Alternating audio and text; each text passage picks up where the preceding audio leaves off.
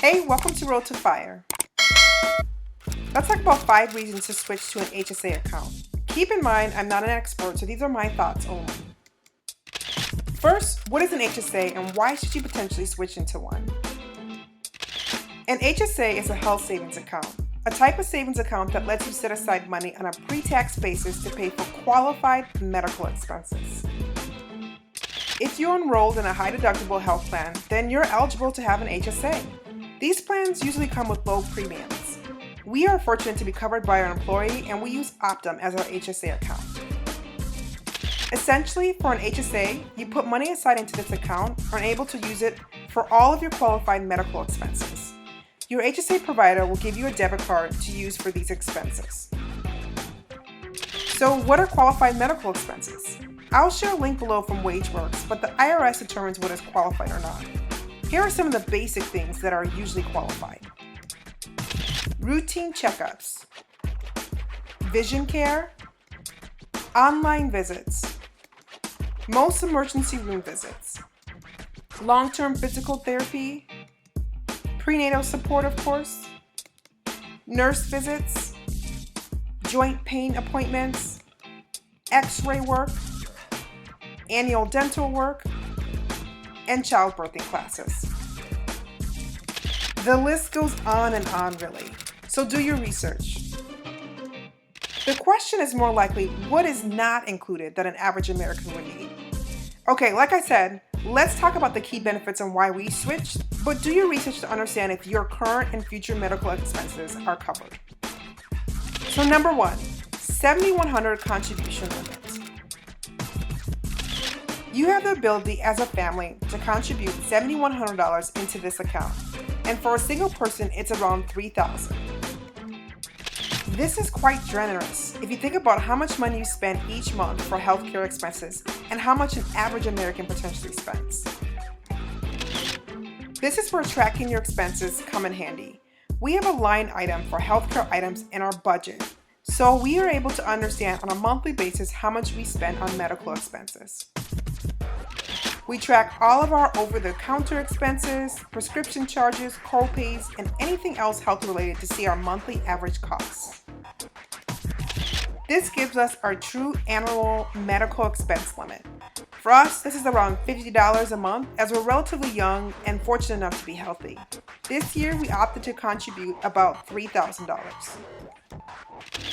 This winter is open enrollment, and I'll sign up to max out our benefits to get the entire $7,100 benefit as a family. Try to max this out just like a Roth. Treat this like a retirement tool. Okay, number 2, contributions are tax deductible. With an HSA, you don't pay taxes on the account's growth, and if you make withdrawals for eligible expenses, you don't pay taxes on those withdrawals either. Let me repeat. You don't pay taxes on the account's growth, or do you pay taxes from eligible expenses? Say, for example, you make $40,000 per year, and if you put $3,000 in your HSA, you'll be taxed as though you made $37,000, thus lowering your total tax burden. This decreases your taxable rate and saves you money on both ends. It's amazing, really. Our goal is to not only meet our financial independence number, but to keep most of our hard-earned money in our own bank accounts and not the government's. If you've not read the book Rich Dad, Poor Dad, then please do. You can learn how to leverage and maximize your taxes effectively and legally. An HSA has unprecedented tax advantages. This is probably one of the biggest benefits for having this account. Number 3. You can invest your contributions. After you reach the 1,000 contribution mark, at least for our account, keep in mind that most employees also match your contributions. You are now able to invest that money. The account can be treated like any other investment account. Think of it like another brokerage account, not just a health savings account.